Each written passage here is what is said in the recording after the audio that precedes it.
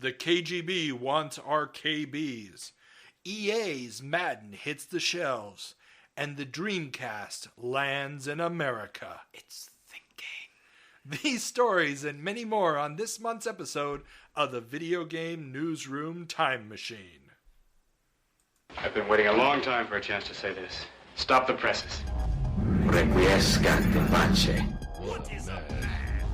It's me, Mario. Please save me. Welcome back to the Video Game Newsroom Time Machine. I'm Carl and my co-host Peter is as always here. Say hi, Peter. Hi. Excellent. As always, we are back to talk about the biggest stories in and around the video game industry this month in September of 1979, September of 1989, and September of 1999. As always, we'll be using magazine cover dates to establish the time, and those are, of course, always a bit behind the actual events, but hey, when you're talking about leaps into the past this big, does it really matter? Probably not. So, before we get started, remember, send comments to us over Twitter at VideoGameNewsR2 or send us an email at the very easy and convenient Video Game Newsroom Time Machine at gmail.com. I hate logging into our mail account, dude. This is why you just need to save it and then it's all good. And if you like what we are doing here at the podcast, don't forget to like us on your podcasting app of choice, YouTube, and or support us on Patreon. And we'd love to finally get a couple of positive feedback notes on Apple Podcasts or something. That would be nice. Yeah, I don't think there's anything else to say. Is there? I don't think so. However, we can thank this one listener of ours who wrote us an excellent email about the FCC, and we'll talk about it in the next episode. Yes, we have been in correspondence with one of our listeners. Sorry, I haven't actually asked if we can use names. I really should do that before I throw somebody's name out there. But we've been having a very long and interesting conversation about the history of the FCC, and that's going to be coming up on another episode in the very near future, either next month or the month after. Okay. So, but yes, so we'll be doing a little special on that. And in case you missed it, our Al Lowe interview is also up, so go and check that out. Some great tidbits about the time he was working on King's Quest III, and even he thought that the difficulty level was too high, or his trip into the dark depth and dungeons of Disney, looking at all their cool stuff, and a billion other fun stories about the early days of Sierra and even the time before Sierra when he was the basically designer and programmer for Sunnyside Soft. So really, really cool interview. I highly recommend it. Yeah, he's a cool dude. And your wife was kind of jealous after you talked to him because you gave him way more attention than her. Dude, we do not even want to go there, okay? So, with no further ado and enough plugging our own cool stuff, let's get started. Let's turn on the time machine and go back to September of 1979. Woo, woo, woo. At some point, I really do have to put in sound effects here. Yeah, I would love that. Some shh also would be awesome. Well, I was thinking about maybe looking up what TV shows or time travel movies were in each of these years and do it, but it would pretty much just be Doctor Who all the way through. Yeah, I was thinking of Doctor Who as well. No, but we can't do that. That's plagiarism. Yeah. We need to make our own sounds. I kind of did that in the intro. Our intro has some stuff that I combined and mixed together myself, but yeah, it's okay. So any listener out there who wants to design a really cool time traveling sound for us, please, we welcome it. We love free stuff. Exactly. So, speaking about free stuff. So, what is our first story? Yes. Speaking about free stuff, East German spies are after. Well, I have to say Eurotech. Yes, because we are in former East Germany. So, yes, this is your people here. I was born a little later. Yeah, I don't still. think they are alive anymore. Still. Now, a slew of East German spies have been uncovered in West Germany. Are they after nuclear launch codes? No, they are after our computer chips. The Soviet bloc of countries seem to be falling behind their Western counterparts in regard to commercial products, such as electronics and computers, and so there is a boom in the corporate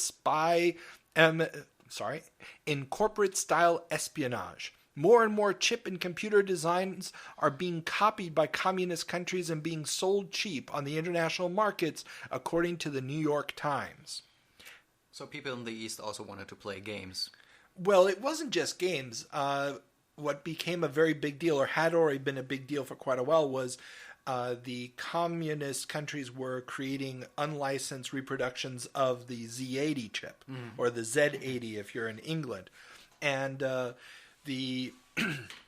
almost all the computers that were being produced in East Germany, and there was quite a big industry, a company called Robotron, no connection whatsoever with the amazing game Robotron 2049, or 2048. Oh man, that's going to bug me now until I look it up. But who cares? And they were producing these machines, and we're fortunate enough, if you're ever in the vicinity of Halle, Saale, Germany, we have a great little amateur history museum, computer history museum, and they have a ton of these old East German computers there, and they were doing like 5 and 6 CPU-based machines because all they had was the Z80 chip. They couldn't do anything else, and they just kept piling more and more Z80s, and you'd have to write custom routines for every single one of these machines that you were basically turning into multiprocessor units. Well, that sounds convenient. Yeah, and it was not. What else do we have? Something way more relaxing. Part T Golf is harnessing 16-bit power for the ultimate golf simulation. Okay, so yes, Party Golf. And that's spelled par-t-golf. Previews their new golf sim that combines multiple sensors, a 16-bit processor, film projector, and 800 images on a film strip to simulate golfing in world-famous courts. Speaking about a hard day at work. Yes. And this is the cool thing. Party Golf is still a going concern today, 40 years later. With a 16-bit processor, a film projector, and 800 images on a film strip? No, not quite. Their new stuff is actually... This would actually be pretty cool, man. This would be cool. You mean playing this? This, with a 16-bit processor, a film projector, and 800 images on a film strip. I would totally love to see that. Actually, there was a picture in, if you go to the link in our show notes, to the issue of Personal Computing Magazine, they actually have an image of what this looks like. This is not the same like experiencing it. Of course not. It would be great to experience it, but this is usually, the Party Golf systems are high-end things. It's basically the executive yuppie equivalent of a BattleTech setup. So, picturing the typical player of that thing as someone who stands in a office which has windows all around, and you look over the skyline of some awesome city and you play golf. It's probably not that inaccessible, but it is one of those things that is designed for the higher end user. Now, I can imagine some of these people had them installed in their homes, yes. If you were one of these power executives and you didn't get out to the golf course as much as you wanted, this would be a great way to practice your golf swing. And also, I'm sure that they also set these up in recreational environments where you could pay so much per hour and go and use it. So, I mean, it's a cool concept. All the processor needs to do is keep track of ball speed, angle, twist, wind, calculate a wind factor, and then just figure out where you are and which picture to show you next. Well, this is actually a lot of physics. So, well, there's a lot of physics, but I mean, it's 16 bits. You should be able to figure this out. Pictures, so, there's no video being processed or anything else. So. Yeah, and the fact that the company is still going today just shows that this kind of simulation still has its proponents. I mean, it's probably still not as much fun as Neo Turf Masters, the Neo Geo golf game, which is still the best golf game ever, but still, it's probably a lot of fun. Okay, so where is it played today? Today, they sell the device to a bunch of places. I'm sure there's a lot of country clubs that actually have golf courses that also have this installed. But I didn't get that deep into the weeds, so I wouldn't be able to tell you. But we do include a link to their website, so I'm sure you can look it up there. So if you want to buy a party golf, record yourself on it. And Not a potty golf. Party golf. This is what I said, party golf. You need to pronounce the R a little bit stronger. So if you're a party golf player, just record yourself and send us the video, and we will look at it. Welcome to the wonderful world of podcasting. Okay, next story. Yes. Compute Magazine debuts. Debuts. No T, yes. The T is silent. You gotta love it. Debuts. Yes. French so legacy like word. is just with D. Okay. Yeah, something like that. So they are debuting? Debuting. Jesus. Yeah. You gotta love pronunciation in English. It's a pain in the ass. Compute Magazine somethings. Yeah. The Pet Gazette, a magazine dedicated to the Commodore PET, has now evolved into Compute Magazine, a general home micro publication. It's clear that they prefer 6502-based machines. The cover art shows nothing but 6502-based systems like the PET, Atari 7800, and Apple II. Sorry, not Atari 7800, Atari 800. But inside, they do talk about other systems. Compute would go on to be a major player in computer magazines until its demise in 1994. And this is really just one of those things where it's interesting to see another big magazine coming out dedicated to not build your own computer or anything like that, but really dedicated to these pre-packaged, ready-to-go computer systems. And that is different from the other magazines at the time, like Personal Computing and Creative Computing, which started out as magazines for hobbyists that still did a lot with, build your own little kit computer or things based off of S100 buses. These guys are now dedicated to these pre-packaged machines. And that also means that they're going to be dealing or appealing to a very different demographic. It's really interesting to see that the market gets bigger and bigger and bigger. I mean, when you remember, was it the last time when we spoke about some editor saying that there's no money in software, and now you have those magazines that basically will sometimes talk about software and earn their money by talking about software that someone else wrote? Well, and this is going to be a nice transition to our next story. Yes. Isn't that awesome? Yes, it is. It all is. Works out. Please. Thank you. Temple of Apshai advertised in Compute and Creative Computing. I doubt it's the first ad for the game, but it's definitely one of the earliest. It feels like a game ad as we know them today. It's not part of a catalog of games and already promises to be the first in a series. Compared to the other game ads, this is a revolution. So, we talked about it in the November episode, very first episode of this podcast, how the company that would later become Epix was formed over Thanksgiving. Two buddies got together and started thinking about games. Well, this is the fruit of their first big labor, the Temple of Apshai, the first part of the Dungeon Quest series. And what this little ad, it's about a quarter of a page. Definitely click on the link in the show notes for it. It's got a little bit of hand-drawn cartoony artwork. It's talking about all the features of the game and everything else. And while there had been ads for games in the past in these magazines, from what I've been able to see, and please, if somebody knows of an older example, please send it. And we will look at it. And we will definitely look at it and talk about it.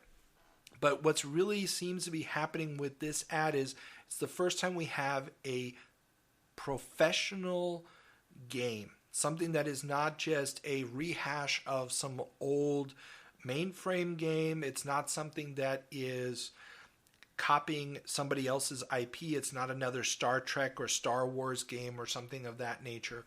And unlike the adventure titles, those text adventure games that we've seen so far, where it's one ad for 5 different games, and this is just Adventure 4, Adventure 5. This is really telling us this is one whole game. Order it from us, and it's not just going to be a disc in a baggie, as we will find out from our next story. Yes, the review about it. Just a few pages later in Compute magazine, we get what might be the first proper review of a commercial game for a home computer. And this really, if it is the first one, it's a pretty big deal. Not only does the magazine review it, but they also tell us that they got sent the game by the publisher. Something that I don't think anybody else had ever tried to do before. And just the first couple paragraphs are talking about how it's got a proper packaging. It's got a 60-page manual that's typeset. It's not just done on a typewriter. It's actually typeset. This is a professional product that we haven't really seen in the home microcomputer arena before. And it is the dawn of a whole new era. And also they recommend saving it on a disc. Yes, they also recommend transferring the game code from tape to disc.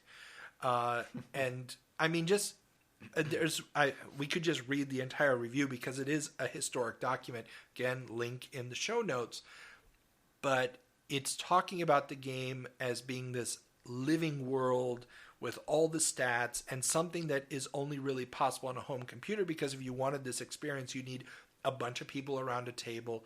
And the reviewer seems astonished that the computer is handling the NPC, the non-player character, actions.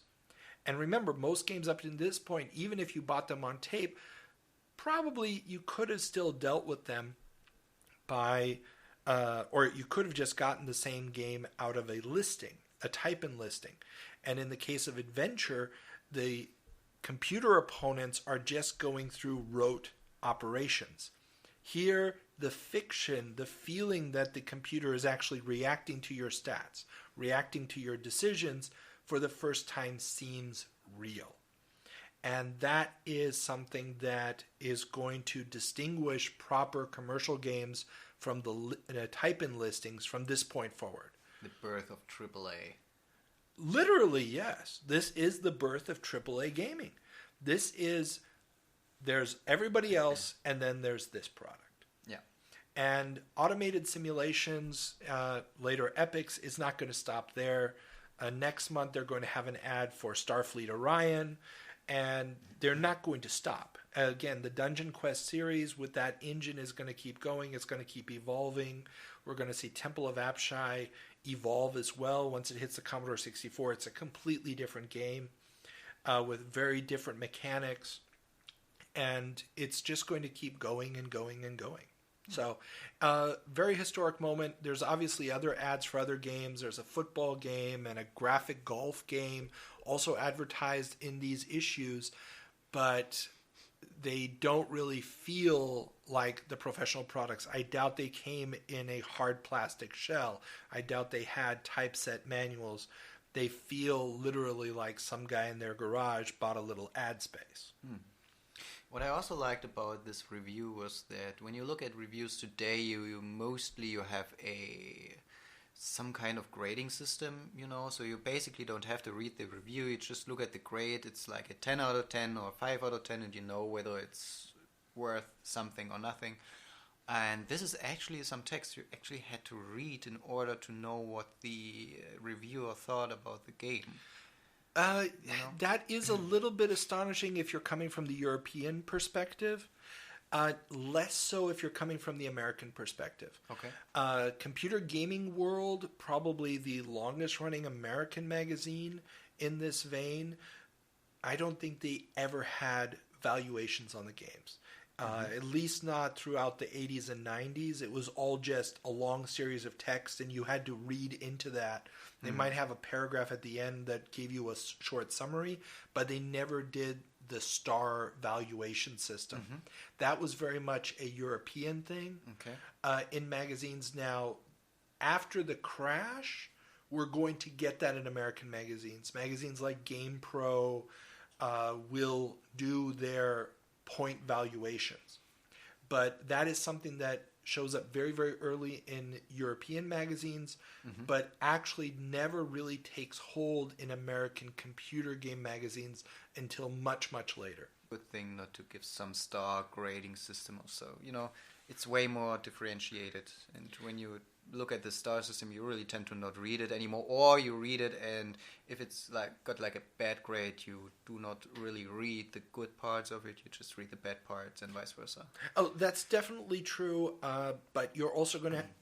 One of the things that keeps coming up as we look through all the magazines month by month, if you compare the number of game reviews in a typical American magazine at this time and compare it with, let's say, Spanish magazine Micromania, or you compare it with any of the English magazines like Computer and Video Games, the number of games tested per issue are light years apart. Yeah. The average Micromania will have at least 30 games tested each month. And we're not even talking about all the different platforms. They'll test one game that came out on 3 different platforms with 3 very different versions, or at least 2 very different versions. And they won't even talk about the other version. Whereas in the United States, if you do get reviews, even in a big magazine like Computer Gaming World, if you're lucky to get 5 reviews per issue. Yeah. And yes, they have maybe 30 games coming out that month, but it's usually more like 20 games coming out that month and very, very few full-blown reviews. And so this is kind of a big dichotomy, a big difference between the markets. There's just not as much computer software actually being released in the U.S. Don't ask me why. It probably has to do more with the cost of production of tape versus diskette. You have a very long period where in the United States you don't have a very active budget line market.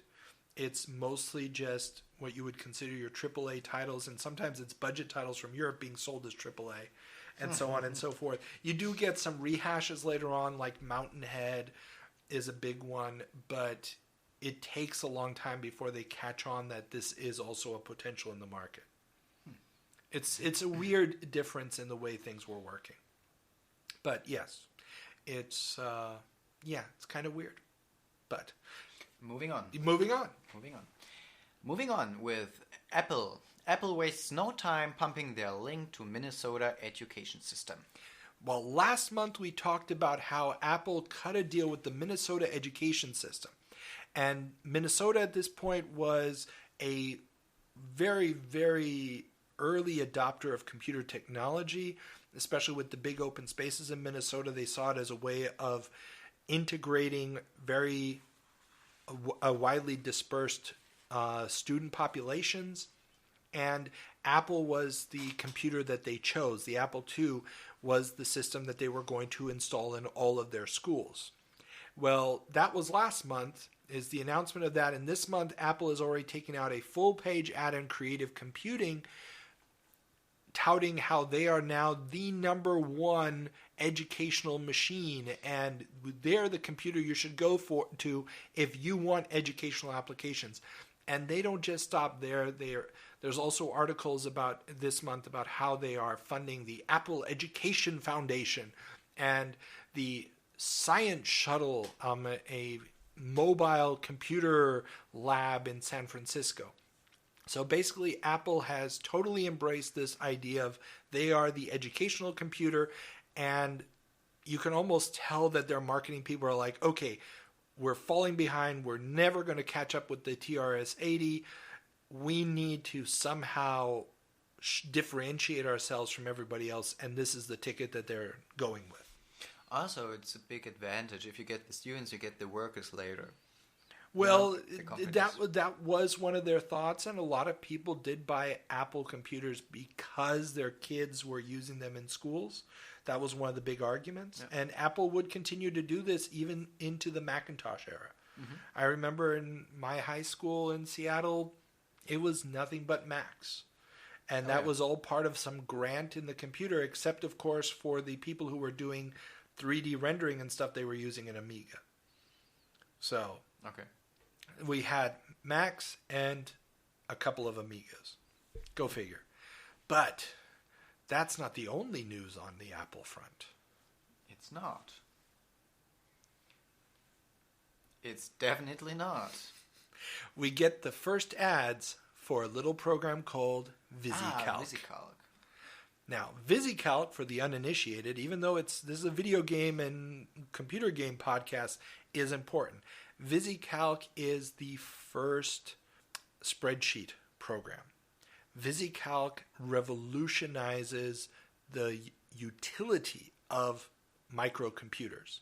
For the first time, you can actually do something practical in a business sense on your computer without having to program it yourself. The idea of the spreadsheet on the computer makes the computer suddenly a functional tool for small businesses. It dramatically impacts the number of hours accountants are billing to small businesses. And it dramatically impacts the number of accountants needed in the business world. It dramatically impacts, yes, the number of accountants and the hours that the accountants get. Suddenly, a lot of small businesses can run their own numbers. They can check their own stuff.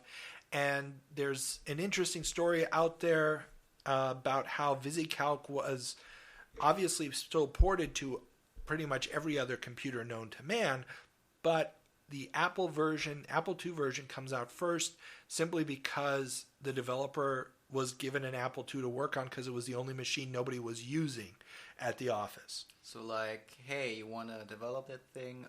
We still have an Apple II somewhere in the cellar. Yeah, because everybody else who's actually making software that will sell is using the TRS-80 and the PET. And so the one machine nobody cared about because they wasn't selling enough numbers was the Apple II, so that's the one he developed it for first. Go figure.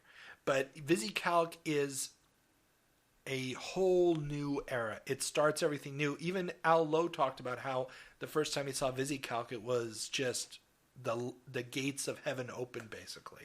He used a different analogy, but it totally blew him away. It was revolutionary. And in many ways, it kind of was a form of a GUI because you had this representational grid on the screen and you were choosing from option menus and determining what to do next. It was a forerunner of the GUI despite not having a mouse. So in many, many ways, VisiCalc is the big story, but it's funny to see Apple putting all this money into the educational field when really the thing that's going to move Apple hardware is being advertised on the back page of Creative Computing magazine this month. They got pretty lucky. They got extremely lucky. Yeah. They just got lucky with this one. But then again, the Apple II is never really going to set the world on fire, no matter how Apple tries to rewrite history, from the sales numbers and everything else. But hey, VisiCalc, extremely important, and it starts on the Apple II. And our final story for 1979. Yes, toy trends are laying the foundation for a different tomorrow. U.S. News and World Report magazine has an interesting article about how we might be able to foresee societal trends in the way the toy market is evolving. Now, this is an article that probably shouldn't include a link to, but I might just include a link to it because it's, not readily available. But I thought it was worth talking about just briefly because it's talking about how the toy industry is gearing up for a new generation of children that are growing up without siblings, where more and more of them are latchkey kids spending time at home alone, and they're designing toys, including video games, around solo play, around the fact that they're not going to have brothers and sisters in the house, which were your built-in playmates. And they're going to be sitting at home, and so things like action figures where you're playing out a scenario in your head and you don't need interactions with another to play it, video games where you're playing with the computer on the television set, these are actually being pushed by the toy makers, fully aware of the changing demographics and they are a reaction to that change in demographics.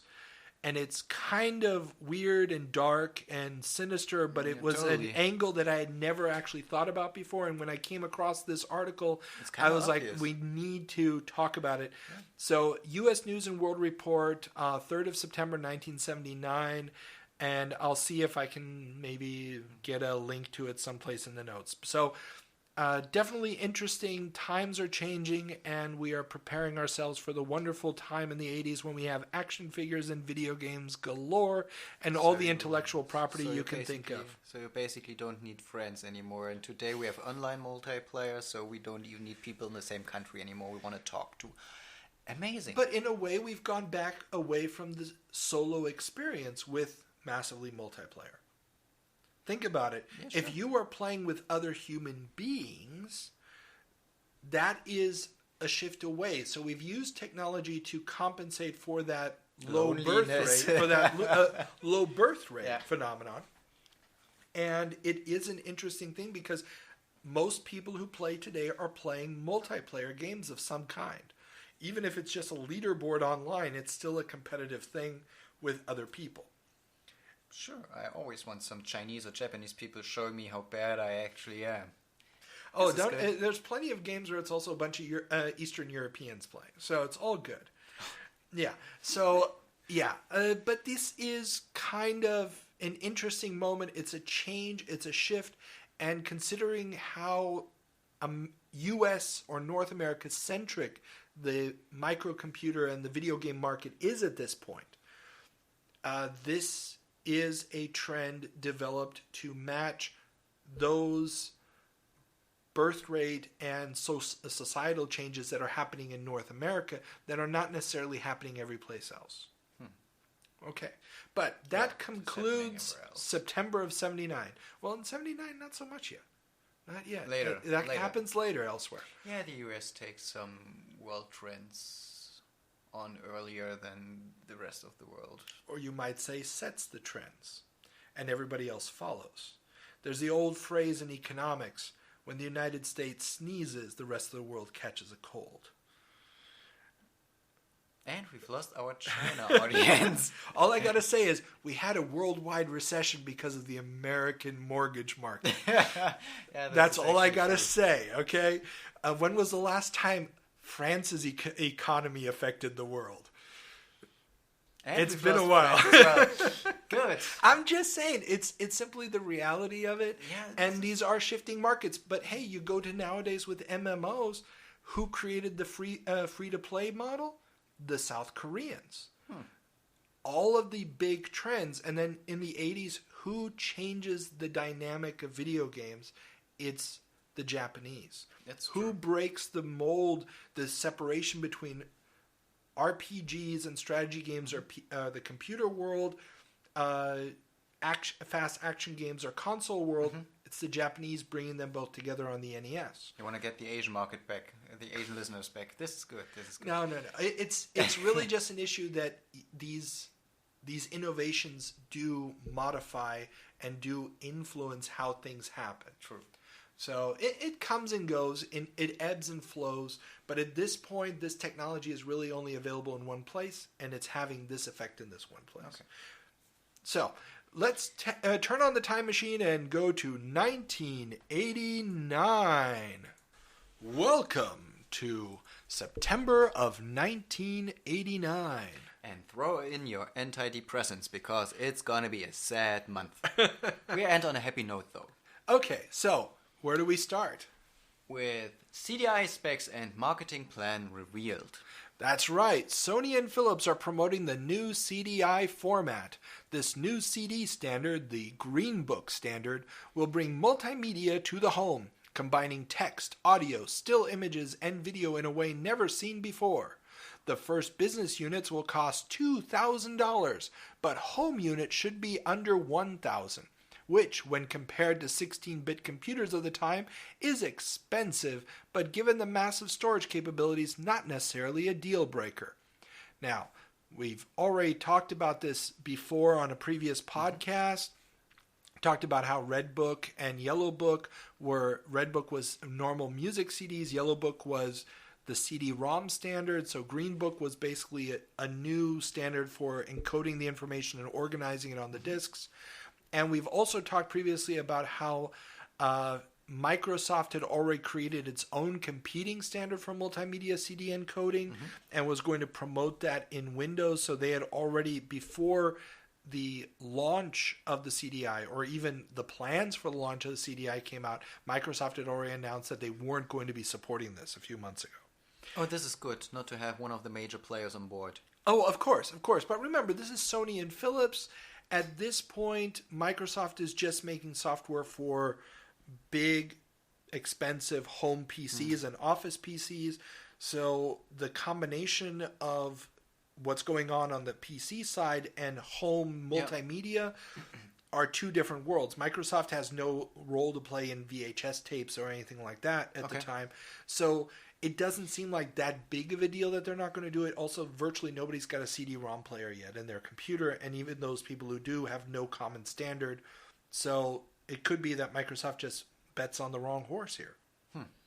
Now, Ace Magazine speculates that while the standalone machine is nice, the more likely future for the system is the integration of the disk standard and the necessary hardware to decode it into conventional computer systems.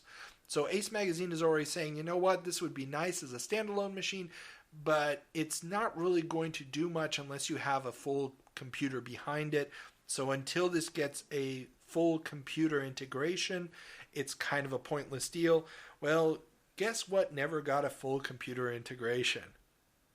I have no idea. CDI. Really? Believe it or not. Yes. Well, when we get closer to it, when Philips actually does launch the CDI, and we're still a little ways away from that, it's going to be a shit show.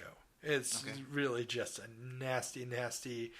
This whole idea of, it's all about the multimedia without the actual processing power behind it is... Yeah, what do you need it for? Exactly. What was what was the storage capacity of one of those things? It's standard CD, I believe it was 640 CD. or 660 megs, somewhere around there. We're not talking about it deviating from the normal CD setup. As such, it's just not... It's a standard for organizing the data. The same reason why a Red Book audio CD can be played on any CD player on the planet is because it's encoding each song in the same fashion, and the index of how the laser beam finds the new track is standardized. So this was just a standard for how to encode that information onto the disc. Well, standardization totally makes sense here. Well, it does make sense to organize it properly. It doesn't make sense to actually release a device that basically just plays media on a CD, because at the end of the day, the CD doesn't have a large enough capacity for the image quality that you need to produce multimedia experiences. At least not any lengthy multimedia experiences. No, you kind of had to wait for the DVD. You had to wait for the DVD, that is true. And if you were going to do anything that's data related, you were going to have to wait for online services. Yeah, sure. Yeah. Or release it on multiple CDs, but you have to install it to an expensive hard drive then.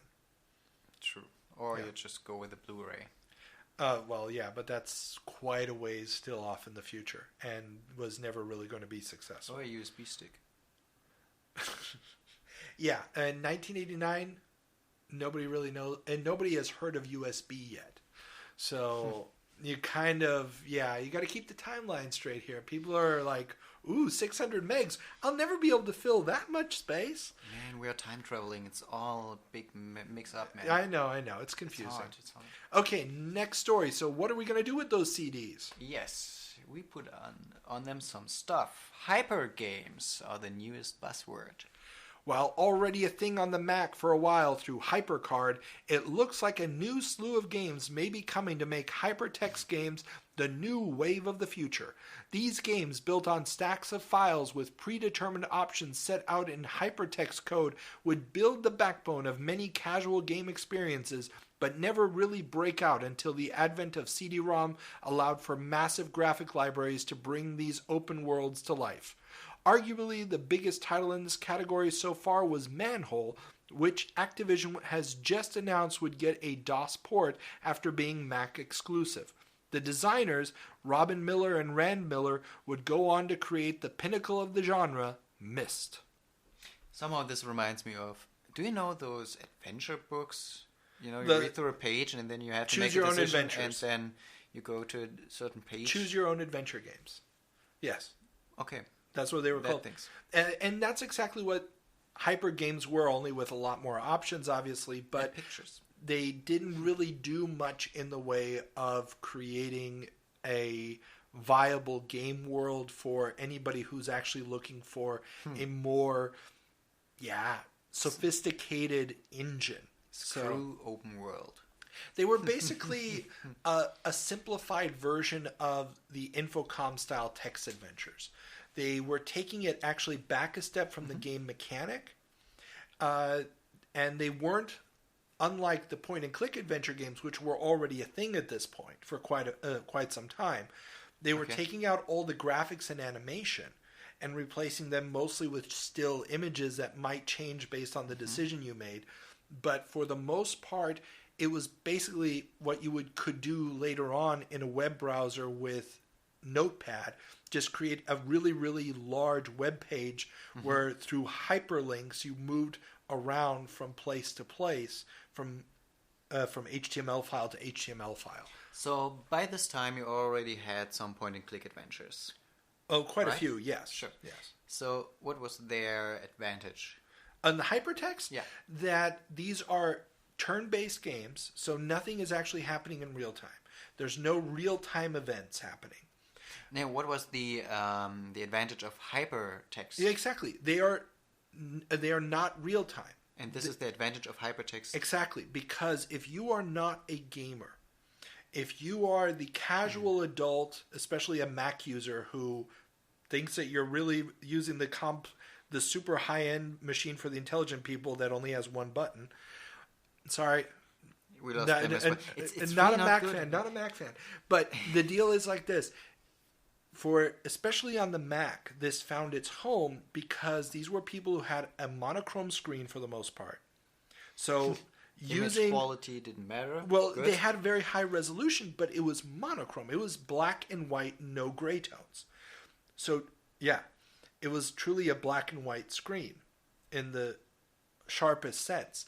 What this meant was that you needed a game where if you had a lot of stuff moving around, you really weren't going to be able to tell what the hell it meant anyway. And now by having a game where it's still images, you're not the traditional gamer. You would have bought an Amiga or even a DOS machine at this point if you were, or a game console. But now you've got this really, really laid-back game where you're just moving around a world that's made out of hundreds and hundreds of HTML files. We'll call them HTML files to make it simple to imagine.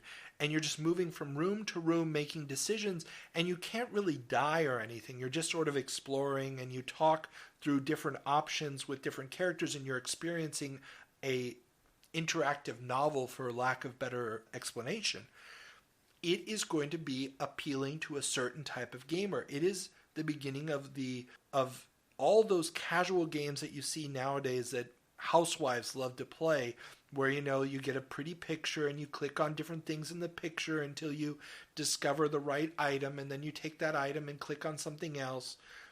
That's what those games are. They're hypertext games. For even though they might occasionally have a little action sequence, these games were designed for this casual experience. And the non-gamers fell in love with it. The hardcore gamers, I still remember the first time I saw Myst and I tried playing Myst, I was like, Secret of Monkey Island, this is not. I understood the technology behind it immediately. I saw through what it was doing, that it was just basically moving me from location to location, and without the charm and character that I associated with a point-and-click adventure game. But at the same time, for people who were not familiar with this whole idea of, wait, that's my character, giving them that first-person perspective. Okay. was the immersion that they needed. The moment that you're moving around a character on the screen, you are breaking the immersion. Exactly. It's not you anymore. And this is why Myst was the perfect game to get people into gaming.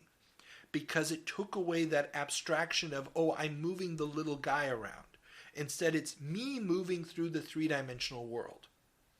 And so the hypertext games were extremely important as an evolution of the casual game market and broadening it up to people who otherwise wouldn't be playing games. Does that make sense? This totally makes sense. It's exactly. Still boring. If you are a gamer, yes. But, you know, it's you got to have something for everybody on the market. And, and there's not just a U.S. thing, because the Mac was a U.S. thing at this point. Well, kind of still is. But both Ace Magazine in the UK and Compute Magazine in the States are both reporting on this phenomenon at the same time. Okay. It is taking off, and the idea that it's going to go from the Mac to DOS is a sign of this. And both of the magazines talk about how CD-ROM could turn this genre that is very, very heavy on still images, which are very, very expensive from a storage standpoint. Yeah. When you're building screens out of sprites, the sprites don't eat up a lot and you can reuse textures and everything else, but suddenly having a whole bunch of these high resolution still images eats up a lot of memory. CD-ROM would solve that problem and allow these games to get much, much bigger and much, much more complex.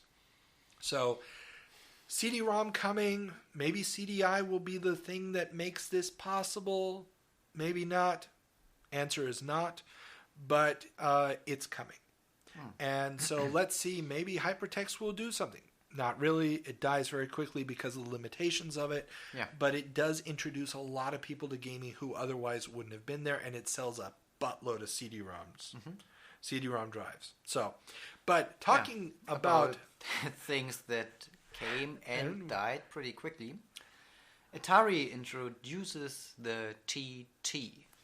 Another month, another new Atari hardware launch. After the massive reveals at CES, we talked about them last time. They introduced a whole bunch of new hardware platforms. Atari is now showing off the new Atari TT system at the Atari show in Dusseldorf. The new system will be sporting a Motorola 68030 chip and is being promoted as a Unix workstation. Now, this was a big deal because it would be one of the few non-Intel-based Unix systems on the market. Unfortunately, the Unix OS wouldn't get a release until mid-1992, way past the launch window of the system. By that time, the Atari Falcon was already on the horizon, and Atari would quit the computer business altogether in 1993 to focus on the Jaguar console. So Atari's got their ST line that's been going since 1985. They basically never had a shot in the US market. They failed there pretty quickly. In Europe, they had a lead until Commodore came out with the cheaper Amiga 500, and then they lost that market. So by 1989, they're flailing. They're trying to come up with something new. And instead of launching a completely new platform, they keep trying to build on the ST architecture. Okay. And Commodore, in the meantime, has been making big strides into the PC market with their PC-10 line. And this is basically Atari's attempt to do the same thing and getting into the Unix workstation side of things. So let me get this straight. They really wanted to gain some market share, and in order to do so, they announced is able to do something very few other machines can do. Exactly. And this was their big advantage. And they delivered it like 3 years after its launch. Bingo. So this is surely one of the worst business decisions. Yeah, I mean, I haven't found any hard facts on this, but it looks to me... Now, the advantage of the 68030 chipset was that they could use the existing 6800 processor that they had been using for all the other Atari ST models into this Unix workstation. So they could keep using versions of the operating system they already had. Okay. While also adding this brand new Unix workstation factor. Yay, the only problem let's is mash up that stuff. getting Unix to work on a Motorola chip, not as easy as they thought. And I don't have anything concrete on this. A couple of comments here and there that it just basically was a lot harder than they thought. And then they didn't sell enough of the TTs to really make it worthwhile. And by the time they finally decided to push it out onto the market, the idea of this relatively cheap Unix workstation was already supplanted by cheaper Intel or equivalent priced Intel machines that could run just as quickly, do everything just as well.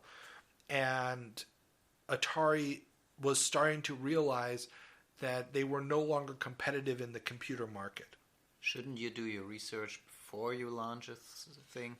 You probably shouldn't be launching two non-compatible portable computer systems, a new 16-bit home computer that's basically a gaming machine that's only partially compatible with your existing install base, a new high-end 16-bit machine that is only partially compatible but will also be able to be used as a workstation if you ever get around to making the operating system for it, and then also have a new machine off in the wings and still trying to promote 1980 era console technology on the market. So at this point, yeah, Atari is got Doing a lot of too stuff. many different machines on the market at the same time, and they're spread so thin that their marketing can't keep up, the software production can't keep up, and at the end of the day, nothing can actually work. Can you picture yourself working in the marketing department there? You know, on Monday, hey, promote this. On Tuesday, promote this. Wednesday, promote that. And then Jack Tramiel didn't believe in advertising. So there wasn't a lot of money to go around for But do ads. it for free. Exactly. And Okay. this was basically the problem. They just didn't have a focus anymore, and they were just throwing stuff out there, and it was going to be bad. But we do have another bit of Atari news. Yeah, I really like that they really keep trying. And Atari announces that their handheld will be called the Lynx. So last month we heard about how Atari was presenting their new handheld at the CES at the same time that Nintendo was showing off their Game Boy. And, well, now it's got a name. The Lynx. And it's going to go up against the Game Boy, and, well, maybe their next cat name system will fare better. I mean, the Lynx was a beautiful piece of hardware. The designers did an amazing job on it. It had tons and tons of potential. Could have done battery great power things. Lasted like 10 minutes. Not quite 10 minutes, but it needed better battery life. It needed an option. It needed more options for controlling strength of the light and so forth to make it maybe a little bit more economical on battery life. And it just needed better software support. It needed more developers to jump on board, but that was never going to happen with the way Atari was managing. And you really keep forgetting, there is no money in software. Yes, of course, because at this point in time, I believe Bill Gates is already the richest man in the world. There's no money in software. No, You're right. no. You're right. There's no money in software. But okay, that's not the last bit of Atari news we've got. Yes, because besides many people of the marketing department no one knows anymore, also Michael Katz leaves Atari. The head of Atari Electronic Entertainment, aka the console division, has left. He would almost immediately resurface as the head of Sega of America, going into the launch of the Sega Genesis. What do you learn out of this? Basically, that they recycle inside the industry a lot. And also give your managers contracts that prohibit them from joining a competitor. Usually that only is valid unless you fire the person. So we don't know. Maybe he would. I don't know. That I could never figure out. But however it may be, he resurfaces as the head of Sega of America going into the launch of the Genesis. He would later reminisce about how Sega approached Atari in 1988 about licensing the Genesis, and Trammell turned them down. Yeah, because things were already as good as they could ever be. So why join forces with Sega?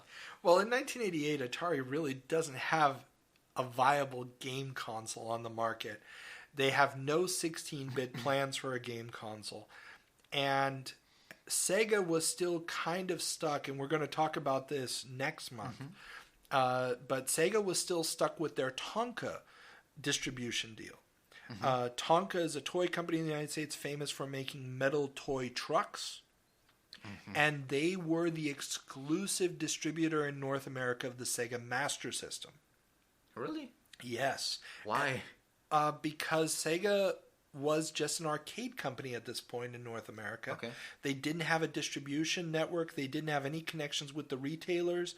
And Tonka had connections with all the toy retailers. Oh, okay. Tonka trucks were everywhere. It made sense. Okay. Except, of course, for the fact that Tonka didn't really know anything about any other type of toy other than toy trucks.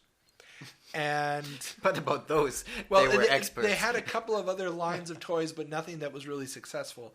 And the problem was that the Master System comes into the market without the killer app, without the proper distribution, and Sega does not license out to third parties like Nintendo does.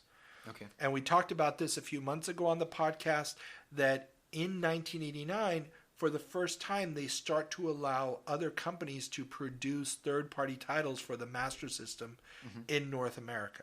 This is when Activision starts porting games like Rampage to the Master System. This only happens literally months before the launch of the Sega Genesis. So as the system is dying, they finally open it up to third-party developers. Up until then, all the games released in North America are Sega-developed games or games Sega licensed from somebody else and developed themselves for release on the Master System. And this limited dramatically the type of games that they got, the quality of the games that they got, and the number of games that they got. Also didn't help that the packaging they chose was really, really terrible looking. But that's another issue for another time. What did it look like? It was basically a white background with a, I believe, light blue or grayish checkerboard outline. So just like little squares, Okay. like a spreadsheet, if you will. And they'd have one or two little images that usually did not make a good image of the game. Didn't really represent the game well. They were trying to go for this uniform look instead of allowing the artwork to really express the feel of the game. They weren't thinking. They were not thinking. Okay, so on to other deaths in the industry or people getting sacked or leaving. The head of Commodore gets sacked. So, both the heads of Commodore International in the US and Commodore Germany have left their posts. In the US, Max Toy, who had only been in the job for about a year, was clearly sacked for underperforming despite making some considerable market share gains. Winfried Hoffmann in Germany left, though, apparently due to unrealistic expectations from Commodore's chairman Irving Gould.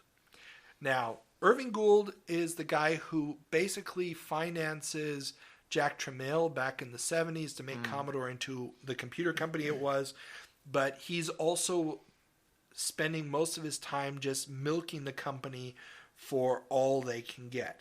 He just wants Commodore to keep producing profits or at least big boosts in the stock price so that he can keep financing his lavish lifestyle. And at this point, over a third of the company's revenue is just coming from Germany. Germany is a massive Commodore country. Has the highest percentage of Amiga computers in the world. Really, the Commodore 64 was the only 8-bit computer that really had any market penetration in Germany. I mean, the Amstrad has a little bit. The Sinclair was a non-issue. MSX was never to be seen. it was all Commodore 64, and then a short while Atari ST, but then the Amiga comes in and takes everything. And Irving Gould just wants more and more money to be pumped out of this, but the Amiga's starting to hit a point where it's not going to keep going without a major restructuring. Market saturation is being hit, and the PC is catching up quickly, and Commodore just isn't putting enough money or enough effort into new designs and new product to really keep up with it. So we lose two of the top managers at Commodore again, and these positions will be filled very quickly, but even the people who come after that, for the most part, won't stay for very long. This is always a good sign. Exactly. So, on to other deaths in the industry. Yeah. Mediagenic shuts down Infocom operations. Way back in our November episode, we talked about how Infocom recently purchased by Mediagenic, and Mediagenic, just for everybody, if you're keeping track at home, that was the conglomerate name that Activision chose when they decided to go and be more than just a gaming company. So Activision, the very first third-party publisher ever back in the day, when they decided to get into application software and a bunch of other things, they created the Mediagenic conglomerate, with Activision being the gaming subdivision. So they were, Infocom was developing new graphically enhanced games.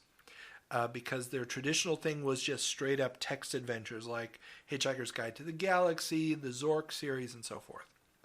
And seeing as their traditional text-based titles no longer seemed commercially viable, these graphical games were supposed to help them. In 1989, believe me, they were no longer commercially viable. Who would have thought? Go figure.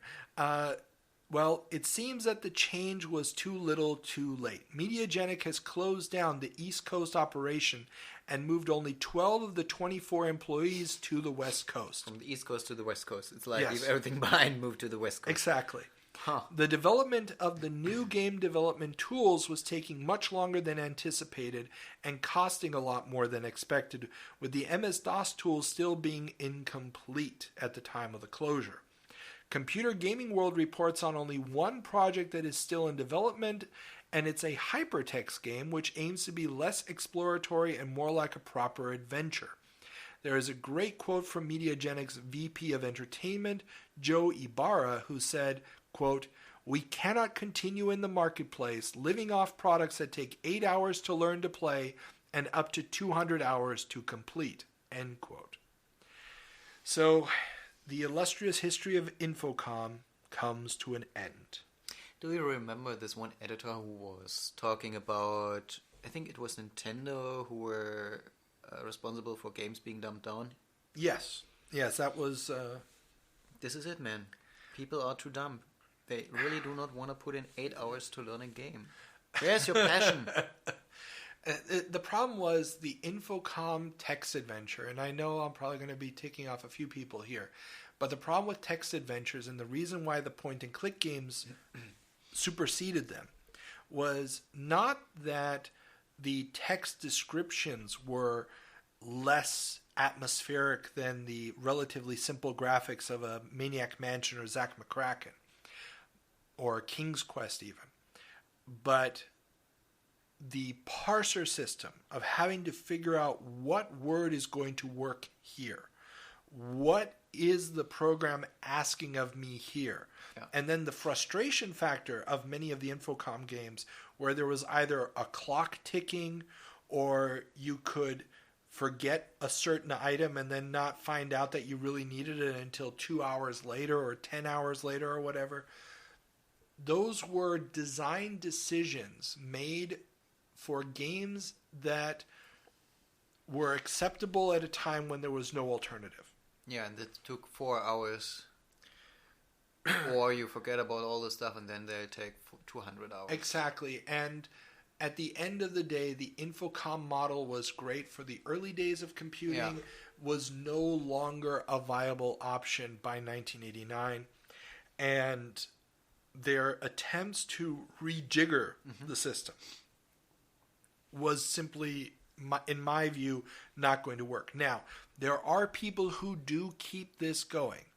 Legend Entertainment is probably the best example of this. Steve Moretsky, who was a designer back in the Infocom days, he's one of the main people there.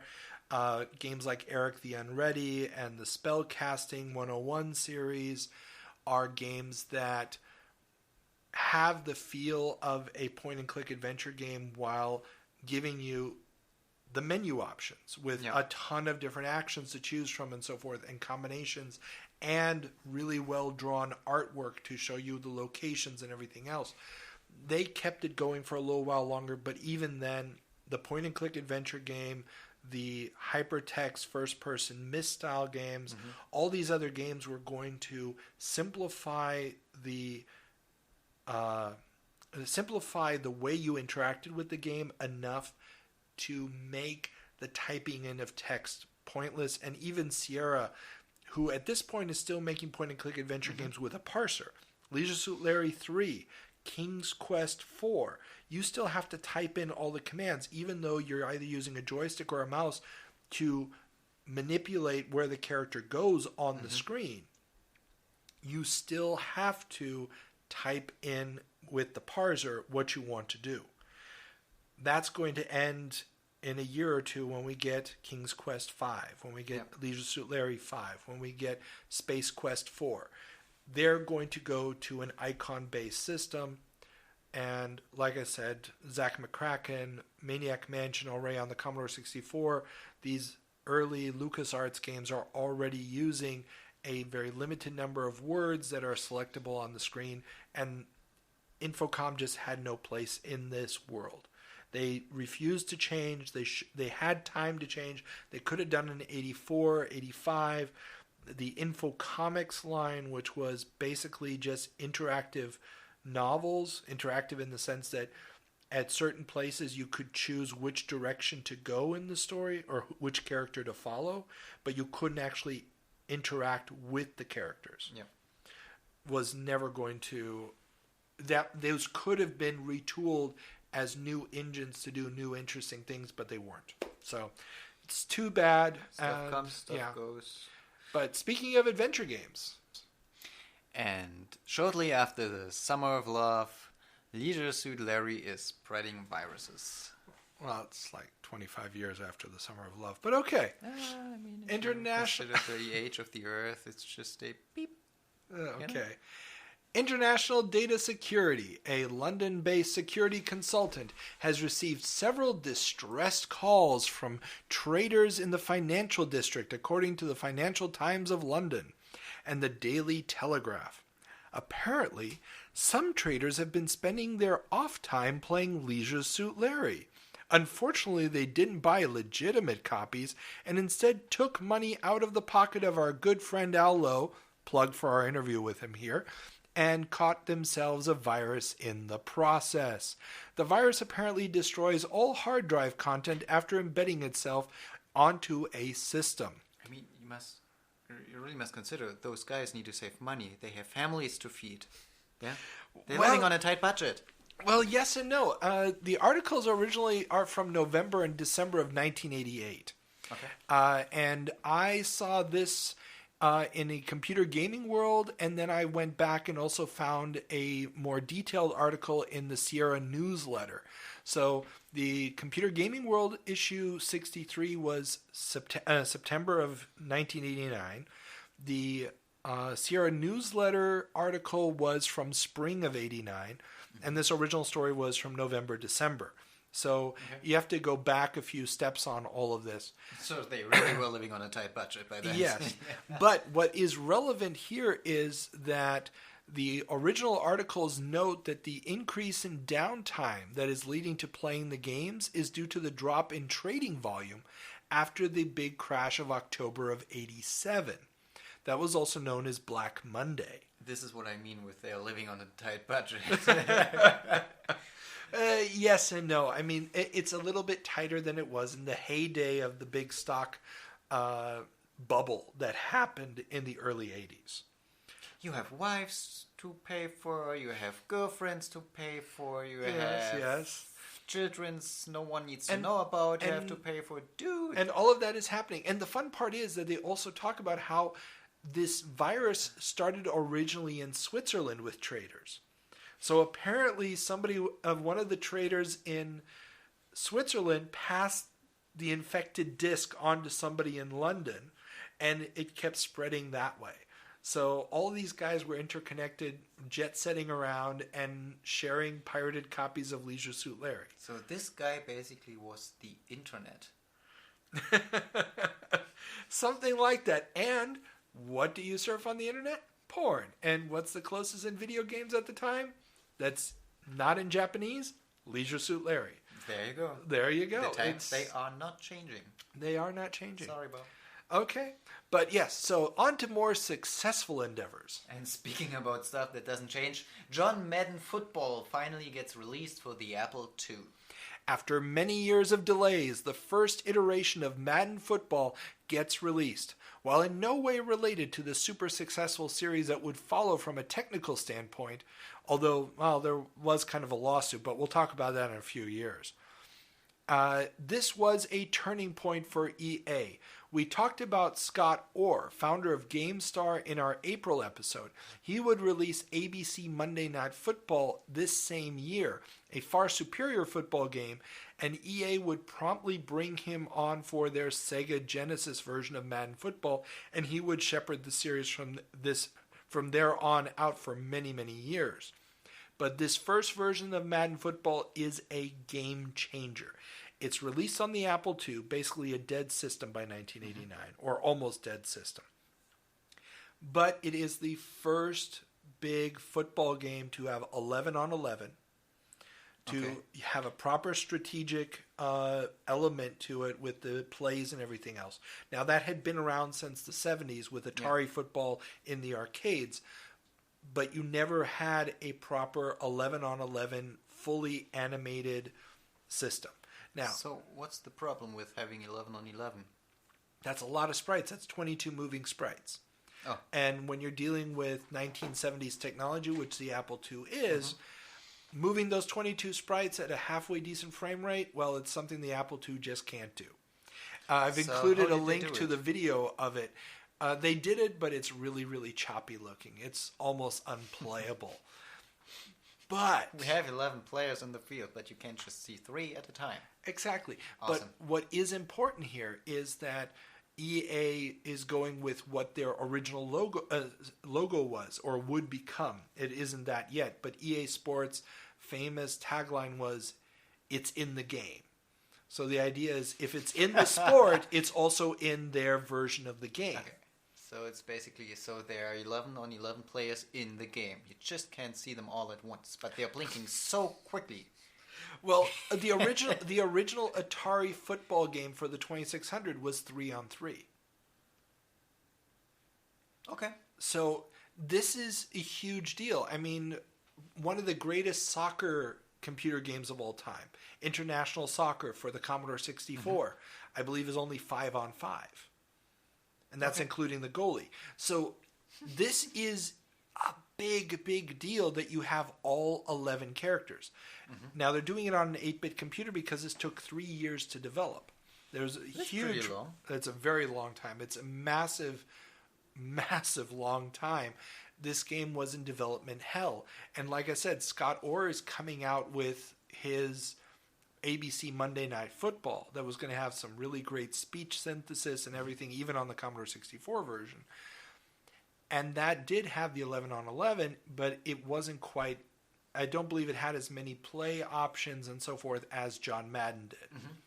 But it showed what could be done, but he does it on more powerful hardware. And this is really the beginning of EA saying, okay, we're going to stick to it. And EA didn't want to do it themselves. John Madden forced their hand. He refused to sign up unless it was 11 on 11.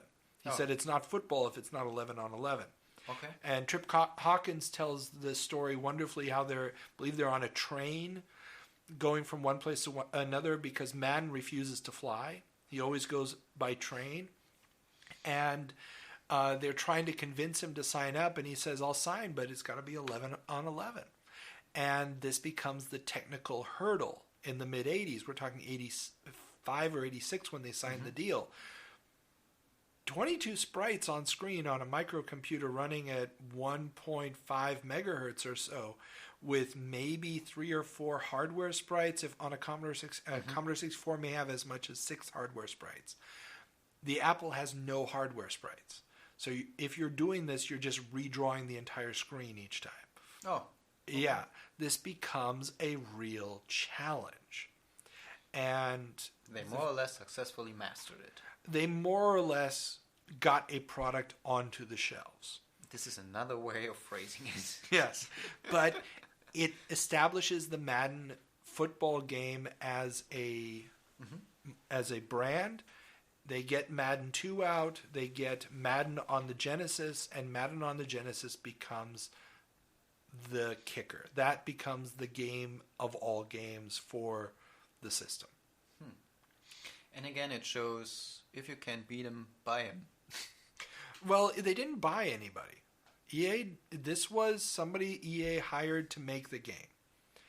Now, the fact that they bring in Scott Orr to manage their projects is just them hiring the best possible person. But Scott Orr at this point had become an independent contractor. Oh, okay. He left the company that he started, GameStar, and he actually develops ABC or manages ABC Monday Night Football as an independent contractor.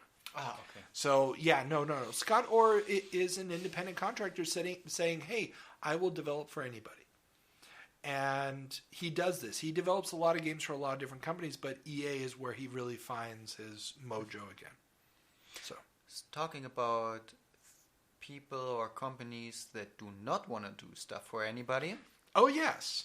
Yes, I'm proud of Nice. that. That was a nice transition. Nice transition. Yeah. NEC wants against grey imports. In a half-page ad, NEC informs UK buyers that the PC Engine is not officially available for sale in that territory, and that if they get one that claims to be PAL compatible, then it has been modified and NEC will not grant any warranty on the devices, and people should turn to the retailers that sold them the machines. So they're basically saying, stop buying our stuff. What was their problem with people buying their stuff? Well, very simple. They weren't selling their stuff. Now, but someone must have bought it earlier and just imported it and sold it way more expensive. Okay, it was a great import. Now, NEC was big in Japan.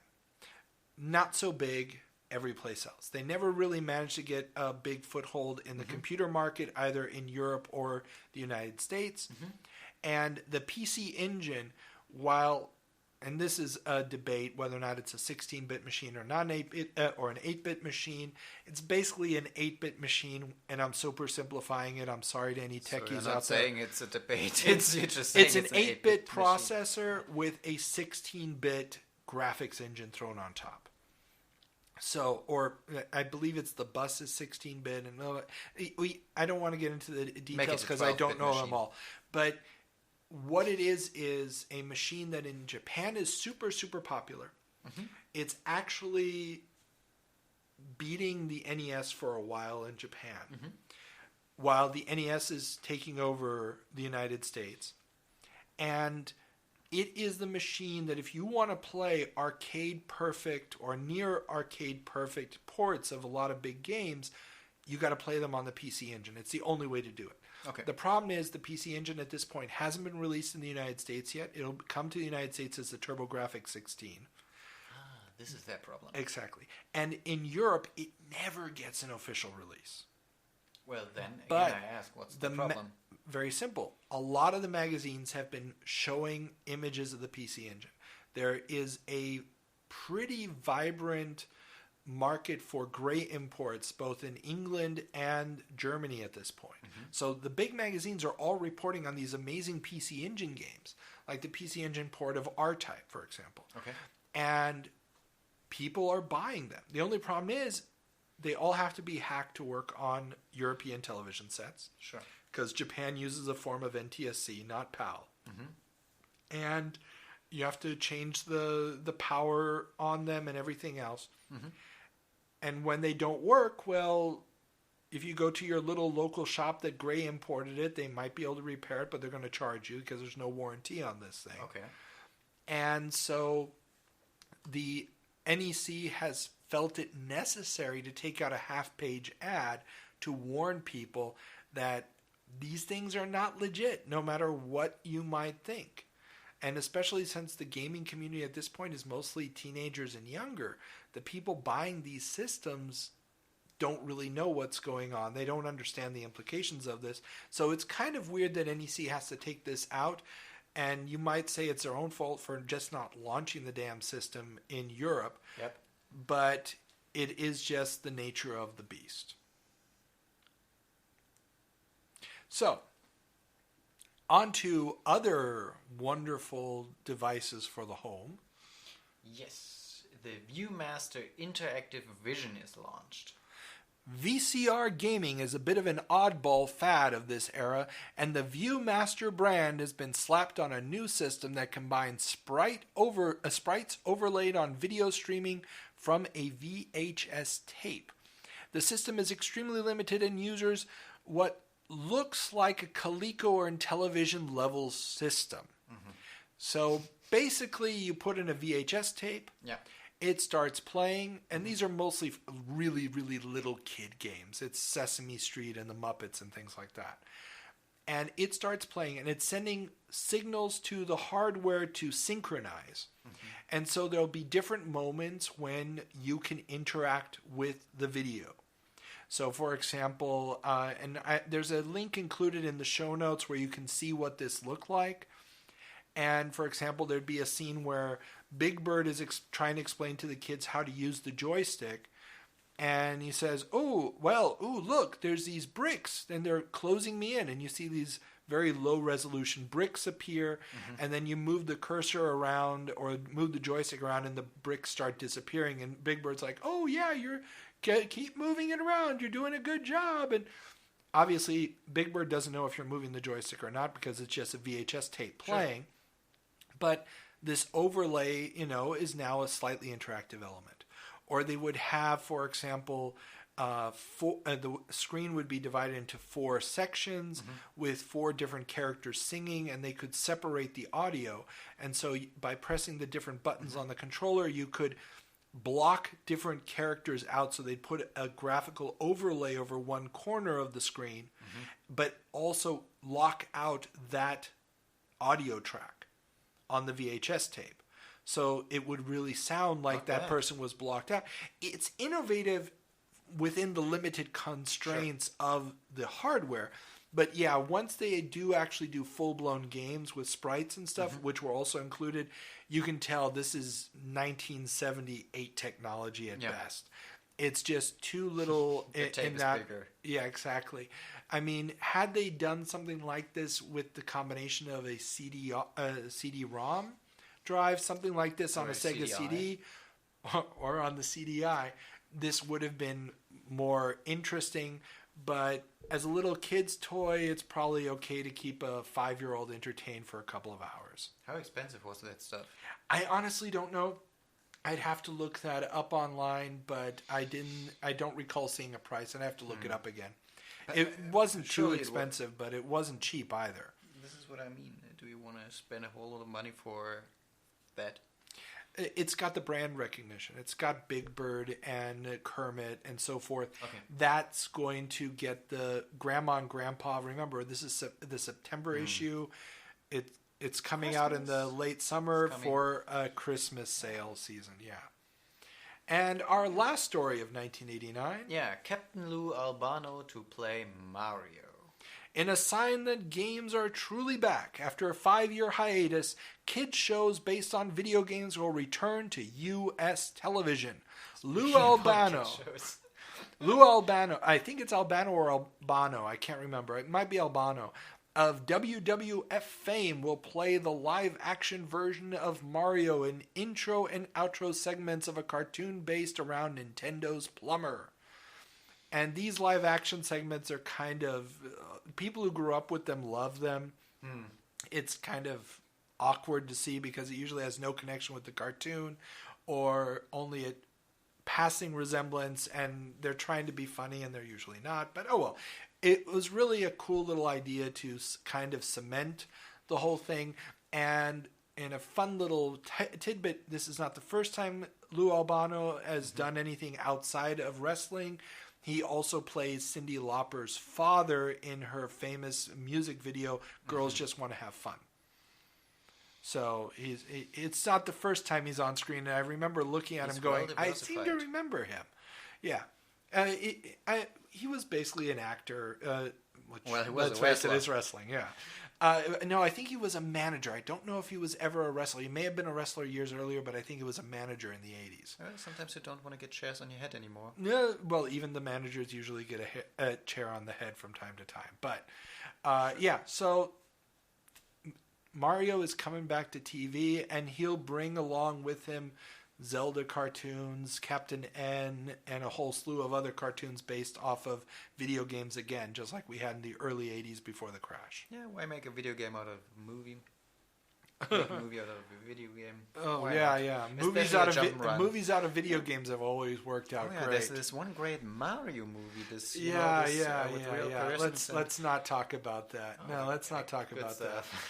Okay, so that ends our jump to September of 1989. Let's turn on the time machine and go to September of 1999.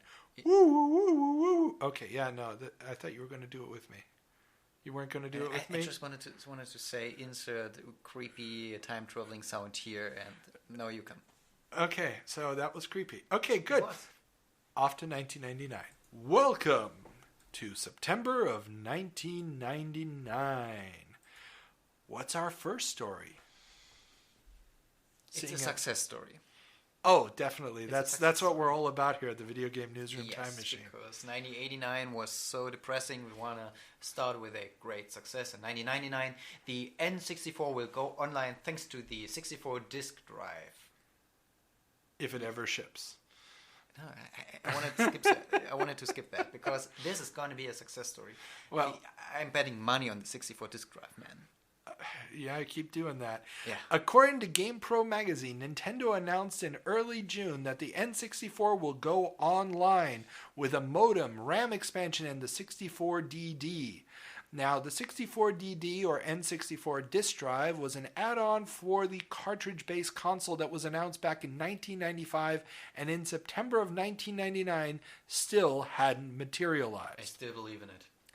It promised the ability to store data on magnetic media, similar to the original NES's disc add-on, which would have allowed for much more complex save states and creativity packages.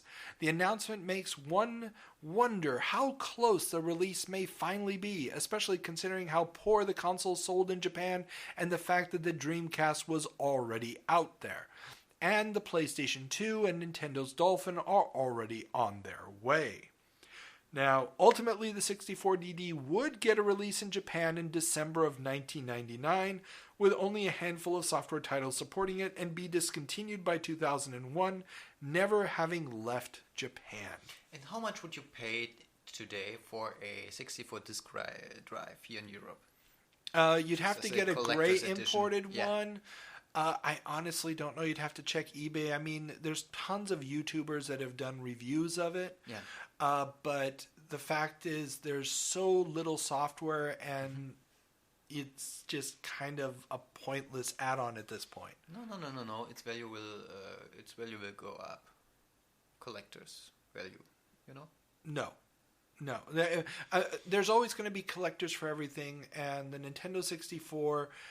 The kids who grew up on the Nintendo 64 are now coming into the age that they can start spending some money on this stuff. So we're probably seeing now a dramatic rise in the price of certain items surrounding the N64. Yeah.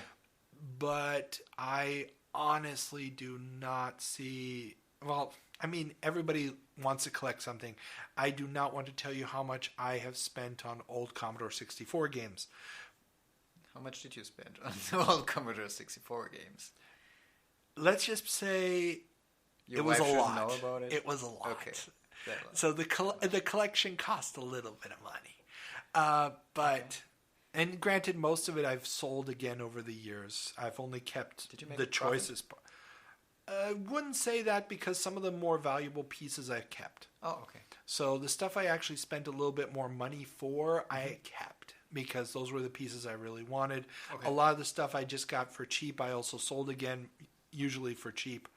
But yeah, so it's just one of those things. Okay. But yeah, the 64DD, basically a non-starter, but it was a big news when it was first announced in 95. A lot of people were hoping for it. So, all right.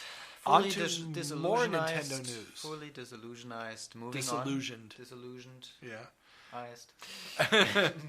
Moving on to another success story. Nintendo announces downloadable games for the Game Boy.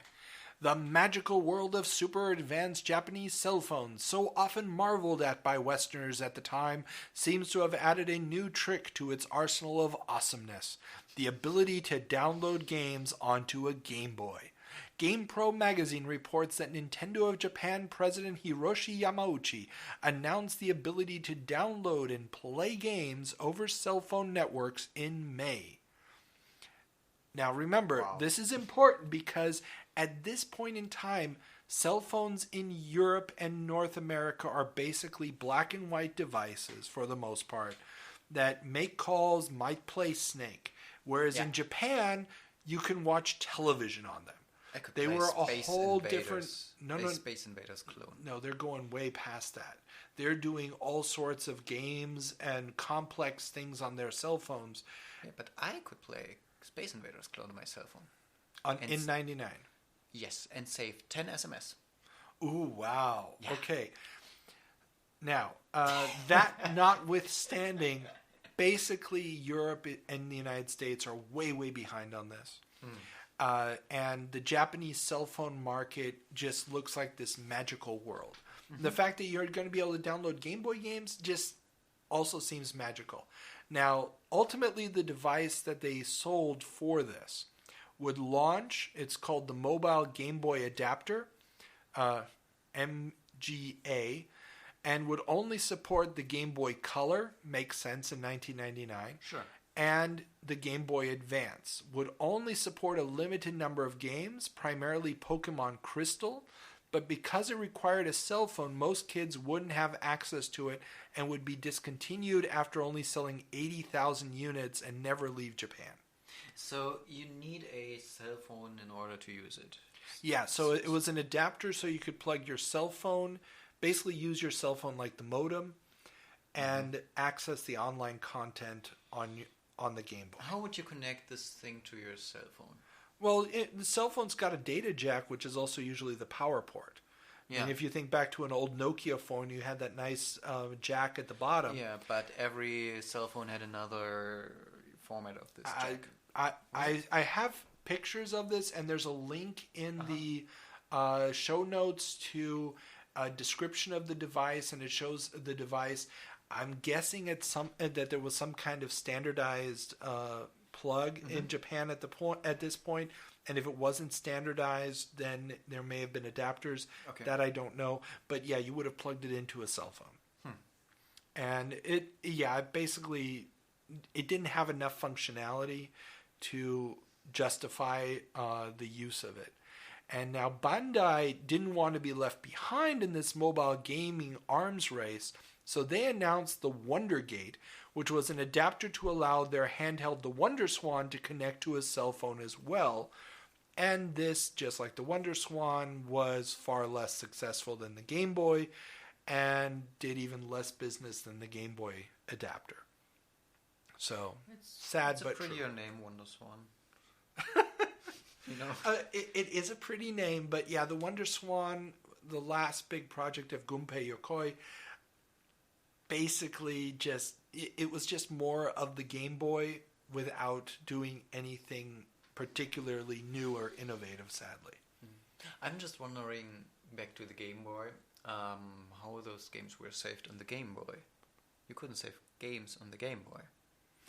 No, most of the games, especially a bigger game like Pokemon Crystal, had battery backup save in it. That's how you could save your game. Any game that allows you to save your game has to have a writable memory in it. Yeah. And so In that's the cartridge. Yeah. So where would you download this game to if you No, put you're in not. this? You're downloading streaming content. You're downloading You're content, streaming not it. games. So you're basically streaming No, Pokemon Crystal. you would activate new features and stuff. Oh, I thought you can download the entire game.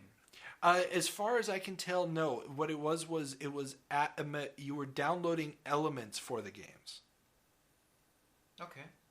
So now there may have been plans to have a blank cartridge that you could flash, but as far as I can tell, it was just downloading additional content for existing games. Well, I think selling flashable cartridges is just opening up the way for game piracy. Well, those existed at this point already. You could already buy flashable cartridges. Oh yeah, sure. But For officially? piracy. No, not officially, This is what I mean. obviously. But remember, you can still lock that down. Nintendo was always good at locking stuff down. The lockout chips and all that stuff. So that wouldn't have been that big of a deal. But we're not done with Game Boy news yet. You know, thinking about Game Boy and flashable cards, I always think back fondly on the times in Poland, and I will not say more about it. So buying pirated games in Poland. I'm not saying that. Yeah, This is what you're saying. Yeah. Piracy is one of those things that happened. I'm not going to say what my first job was at 13 in Argentina, so all good. Shall we cut this out? Shall we cut this out? Statute of limitations is run for me, so I'm all good. Is it run for me? Good question. I don't know when you were in Poland last. So, I mean, I didn't do anything. I was just... Yeah, sure, you didn't. Wink, wink, nudge, nudge. Keep reading. Going on, Sega... Really? Sega to We develop talked for the about game. this. Yeah, of course we talked about it. I Okay, just wanted to make yeah, it more yeah. dramatic. Oh, okay. Having screwed that, Sega to develop for the Game Boy. With the American Dreamcast looming on the horizon, Sega announces that they will develop for the Game Boy. Sega Enterprises president Shoichiro Irimajiri, and I'm killing that, I know, I'm sorry, is quoted as saying, "We do not have any plans to introduce a portable game system for the time being. We also want to make effective use of our software and character resources as new revenue sources." Unquote. Sega wouldn't end up producing any games for the original Game Boy, but would make one title for the GB Color, namely Sakura Taisen, a port or adaptation of a Saturn RPG. Now, this one was really weird. I looked it up. Actually looks kind of cool. It's sort of pre-World War II Japan in an alternate timeline with these students and tanks and stuff. It looked really cool. Students and tanks. Yeah. Okay. Yeah, it's Makes Japanese sense. alternate timeline stuff. Really, really interesting, and that got a port to the GB Color. Now, GamePro magazine, which is reporting on this based on a Japanese newspaper article, also says that they may develop for Neo Geo's Pocket, the Neo Geo Pocket, and Bandai's WonderSwan systems. Sonic would appear still in 1999 on the Neo Geo Pocket Color, but the WonderSwan would not get any Sega love. This one wasn't loved? Swan was not loved.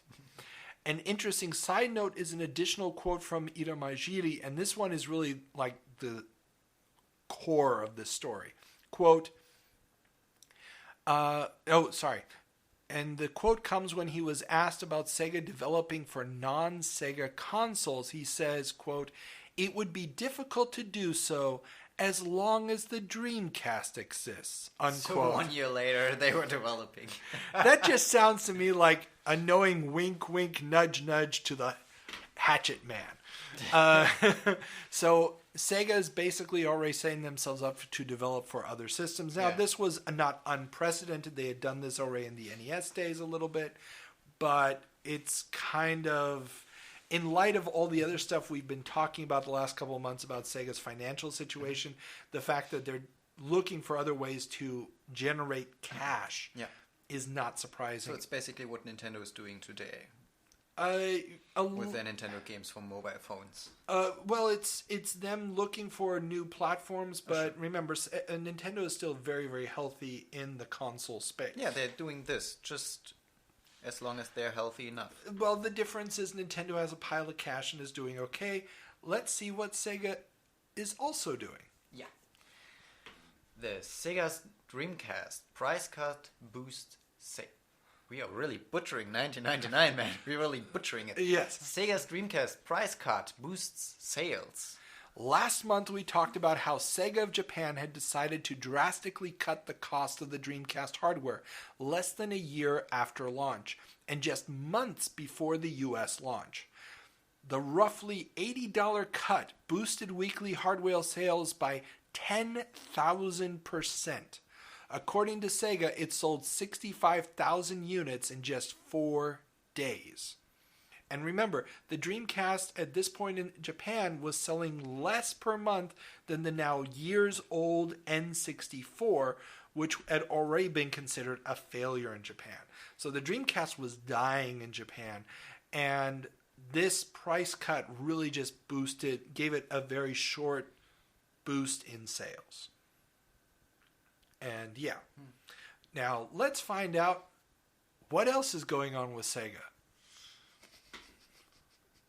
Come on, don't laugh. Alright, Doom is on the horizon and Sega is collapsing. And their stock was downgraded to near junk status right after making that price drop announcement. The downgrade caused the stock price to plummet. Now, it rallied a bit afterwards, but the market's confidence in the firm remains at an all-time low. So you think the shareholders saw the price cut as we are dying, please still keep buying our stuff? Basically, it's remember that price cut came together with the announcement that they were losing a lot of money, that they had way too much Saturn inventory left over, and this just looks like Sega should not be in the hardware business. And following this, the Dreamcast launches. That's right. A massive launch library of 17 titles accompanies the machine, a feat only matched by the original US NES launch in 1985. So the Dreamcast launch in North America is a big deal. But weren't there so many games that video game magazines talked about? Well, yes. Next Generation has a preview feature of 64 upcoming titles for the system. In addition to the 17 that are currently out. They also reviewed the 17 in the magazine. A handful of standout titles are Soul Calibur, for example. But of the 64 upcoming titles, 22 are being published by Sega themselves. So that's 1/3 of the titles are Sega's own. And 17 of the games, all third party, wouldn't make it to release. It's still 44 games. That's 44 games over the next year and a half to 2 years. It's actually not that bad. It's not that bad, but the quality of a lot of these games suffers, and the fact that there's 17 of these games that will never come out is a sign of how many developers jump ship. And we've talked about this already. A lot of big companies that had made promises to develop, like Konami and Capcom, end up either delivering third-rate games or just giving ports of things that had already come before. And so what we end up with is a lot of games from Sega are arcade ports, which are fun in the arcade for 5 minutes, but don't necessarily translate into good long-term console experiences. And a lot of those 17 games that never came out were actually PC games. Shogo Mobile Armor Division is previewed. Baldur's Gate is talked about as coming. And these games never make it. Now, we can speculate that they were thinking they might be coming because of the Windows CE operating system that was one of the 2 operating systems installed in the Dreamcast. And I think it could have just been that the developers took a look at it, decided there's not enough install base. Yeah. The machine isn't on par with 3D accelerated computers. And ultimately, the built-in modem just isn't fast enough, or whatever else was going on. So No, they just realized there's no money in software. you really love that quote from Softside Magazine. There's no money in the software. You're right. But yeah, so the Dreamcast is launching. Everything looks really positive. We'll look at some of the sales numbers probably next month or the month after. But you have to see it in light of what is going on with Sega in Japan at this point. And so no matter what good news is coming out of this launch in the States, there's really no way that Sega can remain in the hardware business with its current financial status. Although every games magazine that I looked at really recommended buying the Dreamcast right away. Don't wait. Just get it. Well, you have to remember, we're 1989. It's been 5 years since... 1999, sorry. It's 1999. It's 5 years after the Japanese launch of the PlayStation. 4 years after the U.S. launch of the PlayStation. It's been a long time since we've had a new top-of-the-line console. The PlayStation 2, nobody really knows when it's coming out. We don't really know when the Dolphin might be visible. But we know about the Emotion Engine. We know about the Emotion Engine. We know they're Already. producing a bunch of them, but we don't know when we're actually going to see the hardware. We haven't seen any games for it yet. And so the idea of this really cool console right in front of you right now. Next Generation gave all the pluses and the minuses. The hardware is great. The games look interesting, but where they give it a huge minus is they speculate that the company may just not be around long enough to make it into something. And the company wasn't long enough around. Well, the long company enough. as a hardware provider wasn't. Sega is still there, but yeah. Oh, yeah, sure. Okay, but let's get on. Let's move a little bit faster through some of these. All right, GT Interactive is up for sale. Speaking about dying companies. Yes. So the last 2 quarters were brutal for GT Interactive as it continues to disintegrate. They have hired Bear Stearns to help them find a new investor. The investor would end up being French publisher Infogrames, who would rename the company Infogrames Inc. So GT Interactive, we talked about them several times. They were the exclusive distributor for Walmart. Yeah. That disintegrated about 2 years earlier. Now they've struggled to try to find some kind of footing. They didn't get into software development soon enough. When they did finally try to do it, it was too little too late. And instead, they kept trying to make a bigger and bigger publishing and distribution organization out of themselves, and unfortunately they needed to get into development sooner. They were the original publishers of Doom 1 or Doom 2, I can't remember, and Duke Nukem. But unfortunately these kind of deals were too fleeting, and they didn't own the IP, and they didn't own the publisher, the designers, and so the follow-up games just went elsewhere. And so GT is flailing, and Infogrames is picking them up.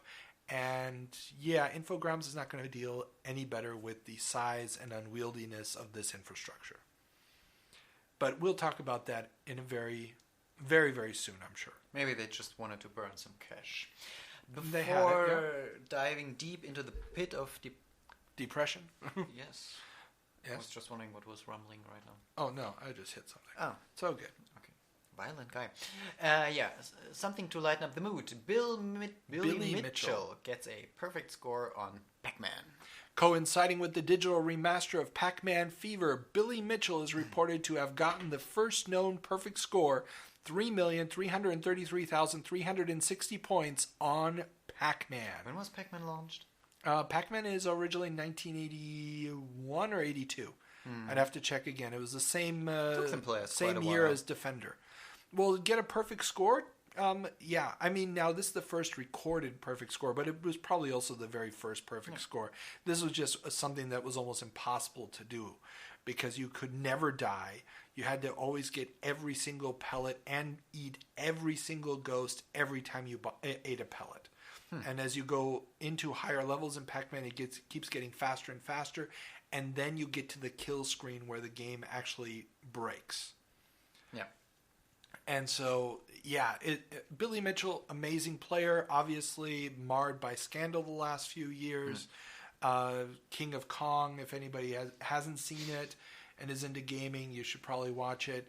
A bit controversial of a character. It comes across as a bit of a douchebag at times, but hey, if you get the perfect score on Pac-Man, you get to be a little bit of a douche. So, yeah, that's Billy Mitchell. You have to have stuff to brag about. Okay, next. Yeah, more into the depression. Midway reigns in Atari.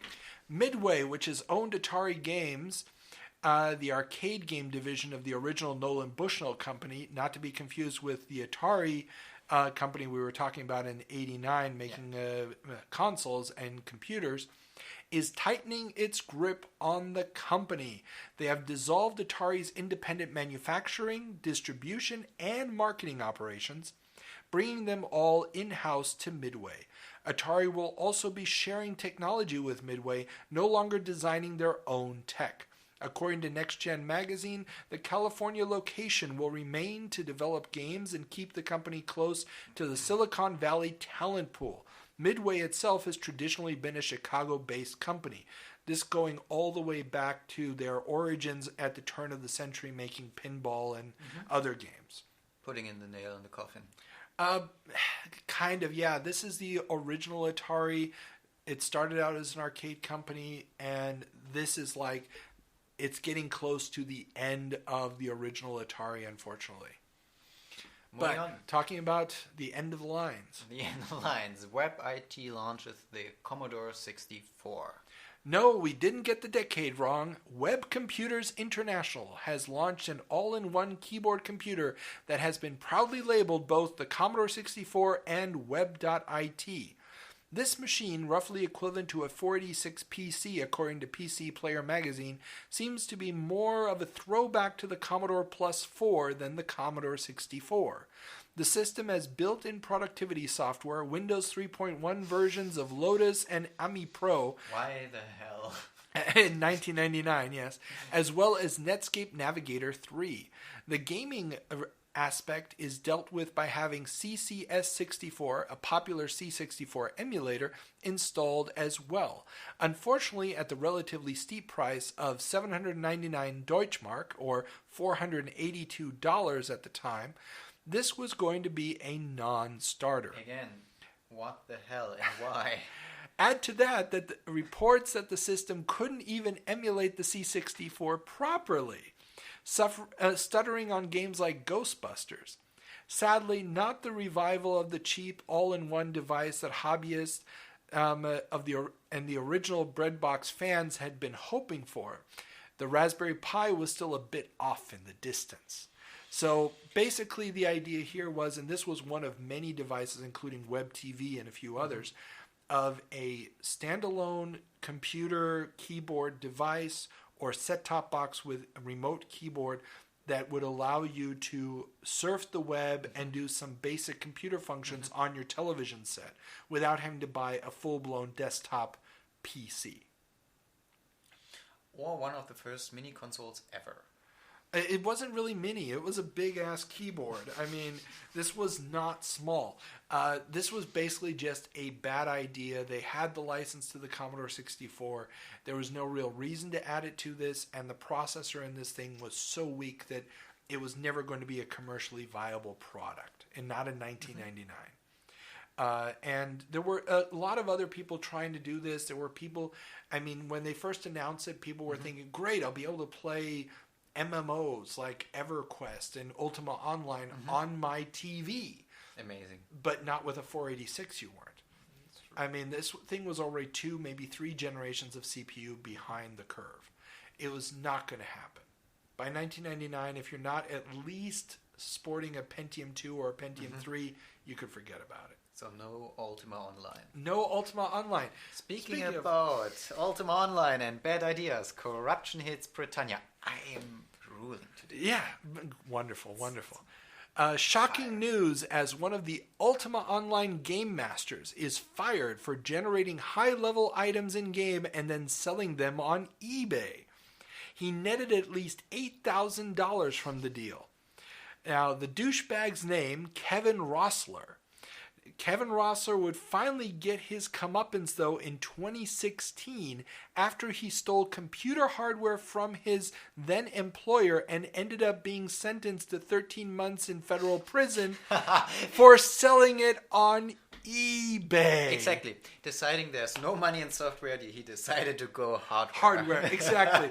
So, okay, for those not in the know, Ultima Online, and they may still do this, I'm not sure, but back in the day, a lot of disputes or problems with the game or bugs and so forth would get reported to game masters. Now, the game masters were basically other players running around the game that were getting paid by EA, or I think some of them were also just doing it for shits and giggles.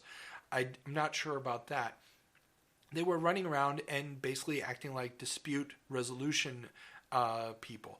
And one of the possibilities or abilities they had was they could actually generate, magically if you will, items in-game. This was a way of, oh, hey, I had this and I lost it, or blah, blah, blah, or the system crashed, that you could compensate people for problems in the game. Well, he was abusing this, generating a bunch of items and then selling them on eBay to make money for himself. Now, he claimed he was doing it in interviews to help friends who had financial problems, blah, blah, blah. And I thought... Because he was passing on that money. Exactly. Yeah. And I thought, okay, this is a one-and-done story. I wasn't even going to add it to the show. And then I just did a Google search for the guy. And sure enough, based on the age and the name and everything else, I was able to track him down and find out that in 2016 he went to jail for 13 months, federal prison, for stealing, and it was much, much more than just $8,000. It was in the hundreds of thousands. Because he had stolen he had a lot hardware. Of friends with really sincere money problems. Whatever. I didn't go that deep into the case, but yeah, the same douchebag did it again. But now he is a federal he was a federal convict and is now a convicted criminal. So at least it has a happy ending. So let's go towards the final push here. You're the Scatman today, man. The Scatman? Yeah. What do you mean? You know, the song I'm the Scatman, the guy that talks really fast? Yeah, trust me, I'm not that fast. Adventure game engines are popping up online. In the world of PC gaming, RTS and action games seem to be all the rage. Even the mighty LucasArts has abandoned point-and-click adventures to make games like Phantom Menace, Force Commander, and Indiana Jones and the Infernal Machine. But the love of the point-and-click genre isn't dead yet, and Micromania magazine reports on 3 new game engines that will allow the fan community to keep making classic adventure titles. Those are Sage, Aghast, and Indiana Java. Now, these seem like a great way to proliferate this type of game at the time. I even tried my own hand at Indiana Java back in the day. But within a few years, Scum VM would be released, and later we would get open releases of the Sierra and LucasArts interpreters, making these tools obsolete. So none of these actually survived until modern day, but this was a big deal at the time when they started surfacing online. People saying, ooh, we're still going to be able to have our point-and-click adventure games. And yeah, like I said, I made my own little demo game for Indiana Java at the time, making sprites for it, setting up the room, stuff in the foreground, stuff in the background, and so forth. It was a pretty awesome time to think that we were going to have all these game-making tools. It almost felt like a throwback to the days of Shoot 'em Up Construction Kit or 3D Construction Kit. Oh. So it was a fun thing to see this in a magazine that somebody actually talked about it. It was pretty cool.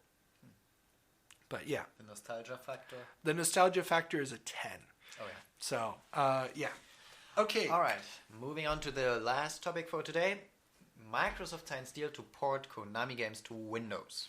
Now, Silent Hill and Metal Gear Solid may be coming to Windows thanks to a deal signed between Microsoft and Konami. The deal will also give Konami the ability to publish console versions of Microsoft titles. As far as I can tell, only Metal Gear Solid got a Windows release out of this deal, with Konami porting Age of Empires 2 to the PS2. So it wasn't a real successful deal. Not really. The problem here was that by the time they ported Metal Gear Solid, it was already the game was too old. Yeah. Reworking the geometry and the textures for a then current PC would have been a ton of extra work that probably wouldn't have paid off. Remaster wasn't invented yet. A remaster wasn't invented yet, and the people who wanted to play it pretty much had already played it on the PlayStation. Yeah. And this was also around the same time where Final Fantasy VII got ported by Eidos to Windows, and that was a complete cluster. And Age of Empires 2 on the PS2 was playable. Yeah, I can't really picture it. It didn't really work. Similar to Dune 2 had already been, or Dune 2000, I believe, had also been ported. Because there were attempts to do Command and Conquer on console. These genres were specific to these platforms because of the method of input and so forth. You didn't really have, to my knowledge, any dual stick controllers or any proper controllers. Or they weren't standardized on the PC yet. So at this point, this kind of cross-pollination just wasn't going to happen. Later on, we were going to get Civilization on console because they were going to adapt the controls and make it usable with a controller. We were going to get a lot of these strategy-style games on console because you were going to adapt it to the controller. But the idea of taking existing games and porting them over just wasn't not going to work at this point in time. Do you know what we just did? What did we just do? We could have ended on the nostalgia factor, something nice, warm, and cozy. Yeah? Instead, we ended on something depressing that didn't work. I love it. That's true. That's true, too. That's true. Okay, so this concludes our time travel through September of 1979, September of 1989, and September of 1999. Any final thoughts? I already told you my final thoughts. We could have ended There's nicely. no money in software? And there's no money in software. Okay. As Microsoft and Konami saw. But, yes, so this was a really cool month. There's going to be some really, really cool stuff coming next month. We got EA going public with their initial public offering. We've got some additional happenings in the land of Sega and the Dreamcast. You're doing previews now. Well, why not? I've already done most of the research, so I might as well preview some of this stuff. We got some really interesting stories coming out of 79. Like we said, the FCC stuff is coming, but it's probably going to be in the November episode. But all that being said, we hope you had a good time. Remember, you can follow us on Twitter. You can send us money on Patreon. You can give us a thumbs up, a like, or whatever the program that you're listening to this through allows. Follow us on YouTube. Even if you don't watch it, just follow us. It's cool. And we will see you. Don't count on it. So, with that being said, we hope you guys are having a good time, and we will see you all next month. Or the month thereafter. Or the month after. We'll get it there. Okay. Talk to you later. Have fun.